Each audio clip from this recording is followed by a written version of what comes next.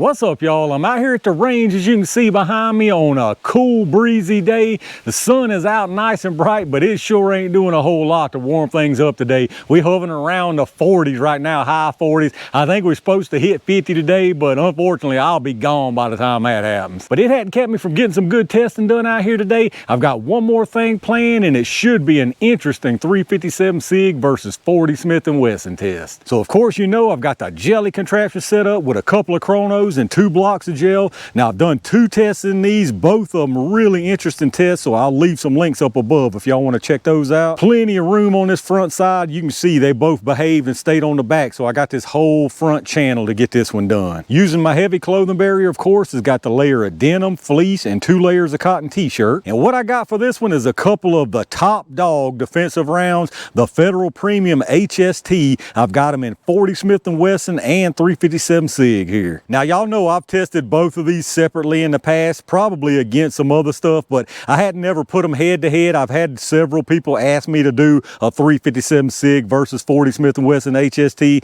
Now, this is another one of those cases where if you just go by the box numbers and math alone, 357 SIG takes the win. There's no question about it, but I think this is also another one of those where a lot of people would factor in other variables, you know, like cost, availability of ammo, recoil, what kind of tools are available, so on and so forth. So even though the math already gives the win performance-wise to the 357 SIG, it should be pretty interesting to see just how much difference we do get. So for the 40 Smith & Wesson, I went with a 165 grain projectile. This one is saying 1,130 feet per second at the muzzle. And then for the 357 SIG, I went with the 125. I think that may be the only HST they make in 357 SIG. 125. This one's saying 1,360 at the muzzle. So with these numbers, you'd be looking at 515 as far as the energy on this SIG and 468 on the Smith. So like I say, if you're going by numbers alone and math alone, the SIG definitely takes the win. Here's a look at both your cartridges. Obviously 40 Smith & Wesson there, and then the neck down 357 SIG there. You can see both of them got that really nice HST projectile and nickel plated cases. Now, I know there's probably going to be some people out there to question the weight that I chose in 40 Smith & Wesson, especially. In my opinion, 165 is the optimal weight in 40 Smith & Wesson. That's why I chose it. Obviously, you can get some ridiculously light for caliber rounds, some kind of specialty gimmicky rounds, or even just super light rounds and get more velocity. But I personally like a good mix of nice weight and velocity. So 165, again, in my opinion, is the way to go for HST and 40 Smith & Wesson. And then as far as the 357 SIG, again, I think they only make 125 HST, but even if they didn't, in my opinion, 125 grain is what you should be running in 357 SIG. And then as far as what I'm gonna test these out of, we should get all the velocity that they're willing to give us, because I've got my G22 here. It's got roughly a 4.5 inch barrel, and then I'm gonna switch it over to my Lone Wolf G31 barrel, again, 4.5 inch. So even though the numbers already give the edge to the 357 SIG, this should be an interesting comparison. Let me get it all set up and see what happens. All right, let's see what kind of velocity we get from this stuff out here today. I'm gonna do a 5-round average on each one, starting with this 40 Smith & Wesson first. Now remember, the box on this is saying 1130. I'm pretty sure we got that or right at it last time I tested. I really can't remember. Again, like I mentioned on this lab radar, you're gonna see multiple readings. The large numbers right here at the muzzle, and then you've got 5 across the bottom. The first one of those is set for 3 yards, which is roughly where the gel is here at 10 feet. And then I've got the rest set for 10, 15, 25, and 50 yards. So let's see what we get from this stuff. 1180, didn't I say? 1130, something like that. Let's see what we get out of it. 1160, 1119, 1129, 1148,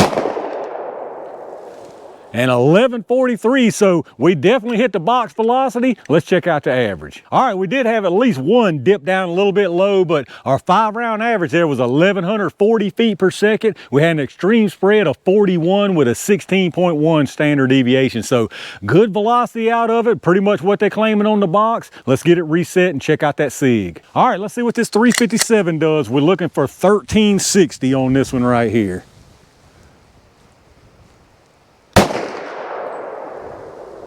1430. I got a lock back for some reason.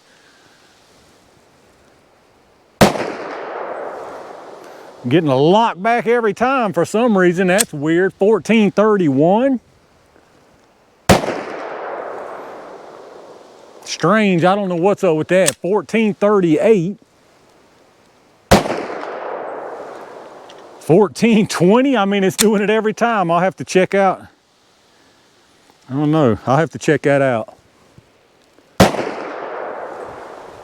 And 1443, so nice velocity right there. Let's check out the average. All right, y'all, this one's turning out to be not even close. A 5-round average on that 357 was 1,432 feet per second, a 23 extreme spread with a 8.6 standard deviation. So 1,432, and if you remember on that 40 Smith & Wesson, it was 1140, so you talking about almost 300, 292 feet per second difference right there. Now, granted, you got a pretty good difference in weight with that projectile, but that's still a pretty significant energy difference right there. But all that being said, I already know that both of these are going to do a fantastic job in the gel. Well, let's get it reset, and y'all know what time it is. All right, y'all, it's Sig & Wesson jelly time. I'm gonna put one of each into the gel, starting with this 40 Smith & Wesson first. I did hose this thing down with a little CLP. It seems to be good. Now, it really needs to be cleaned is what it is. I think my slide stop was just gritty and getting stuck up there. Let's see what happens with this 40. All right, that should have been a nice one. Hopefully it didn't come out. Let me go check it out.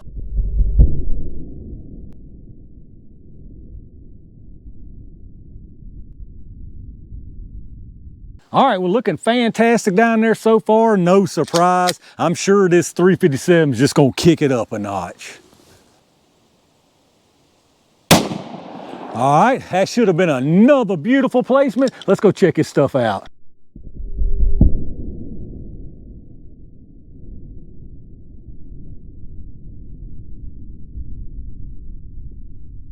All right, let's check his stuff out down here, y'all. Very, very nice performance from both of them. I don't think anybody watching had any doubt that we were gonna see some really nice stuff from these. So the first one here on the top is the 40 Smith & Wesson. As you can see, words really aren't even needed. Very, very nice energy transfer, nice disruption all the way through this first block. I mean, nice disruption all the way through this first block. Into the second block, probably, I'm gonna say 1.25 inches to 1.5 inches, and absolutely fantastic expansion. And then down below that, that's the 357 SIG, basically more of the same. Very, very nice performance from both of these. Again, really nice disruption, nice energy transfer all the way through this block into the second block. And this one actually goes probably 1.5 inches further than that 40 Smith & Wesson, along with some beautiful, beautiful expansion again. But let's check the penetration on them. We'll start with this 40 Smith & Wesson. This one here is out to 17.5 inches, so absolutely beautiful penetration right there. And then this 357 SIG is exactly 19 inches. So once again, beautiful penetration. I think both of these are showing absolute perfect results so far. And then here's your close-up. Again, on the top is the 40 Smith & Wesson, bottom 357 SIG. Wanted to give you kind of an angle too to show you kind of back behind there. That was that other track, but you couldn't see any of it from the front, so everything you're looking at is from these two tracks. Very, very nice on both of these. I mean, really nice disruption, energy transfer all the way through that first block. And then into the second one, and you've got some fantastic expansion from both. Top view's a little bit tricky because they're lined up so nicely, but as you can see, it kind of give you an angle, the different look at them. You got some really, really nice energy transfer from both of these rounds. All right, let's check out these projectiles, y'all.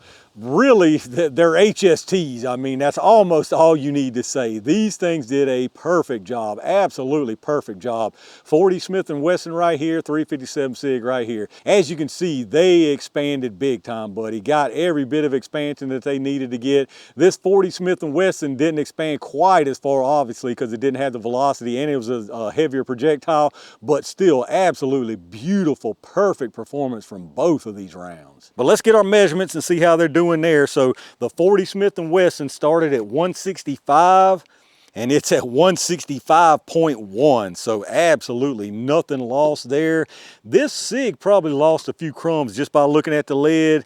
And yeah, sure enough, it started at 125 and it's at 122.2. So lost a few little crumbs, but nothing really worth even talking about. And then for our sizes, we are definitely gonna see a difference here. We'll start with this 357 SIG. You got 5.52 and 5.54, so some really nice even expansion right there from that 357. And then as far as this 40, you got 6.67 and 6.95, so just a really nice, beautiful expanded big old chunk of lead right there with that 40. And there you have it, y'all, the 40 Smith & Wesson versus the 357 SIG in basically one of the best rounds available in pretty much any caliber, the Federal Premium HST. Total broken record mode on this one, I know, but again, this is absolutely perfect, fantastic performance from both of these rounds.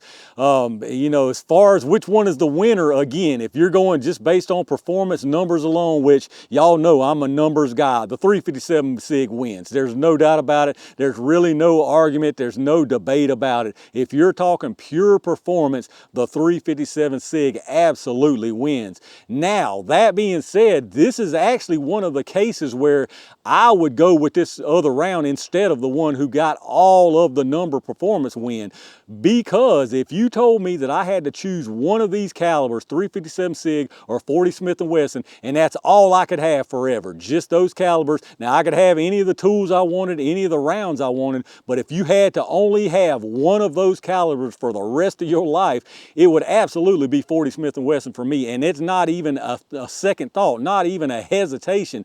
And that's just simply because, like it or not, I know the 357 SIG fans don't like to hear this, but this round is just on borrowed time. It's on borrowed time, y'all. There are no new tools in the works, none being made, none planned. There's no new ammo being planned as far as any kind of new stuff, new brands, new ideas, new designs. It's just not gonna happen. I don't think it's gonna ever happen. I may be wrong on that, so take that for what it's worth. But for that reason alone, that's why I would personally go with 40 Smith & Wesson over 357 SIG if I could only choose one for the rest of the time. All right, y'all, I think this was another fantastic HST test, and this seems like a good place to end off this batch of testing. Once again, nothing really left to say besides repeating what I've already said. This stuff is absolutely fantastic. Both of these rounds performed perfect. Absolutely beautiful penetration, beautiful expansion, energy and velocities right there where you want it to be for both of these rounds. So I have absolutely zero complaints personally from either one of these. But let me know down in the comments what y'all think about it. Any of y'all out there carry this HST in the 357 SIG or 40 Smith & Wesson? If you carry the 40, do you carry a different weight, or do you run with this 165?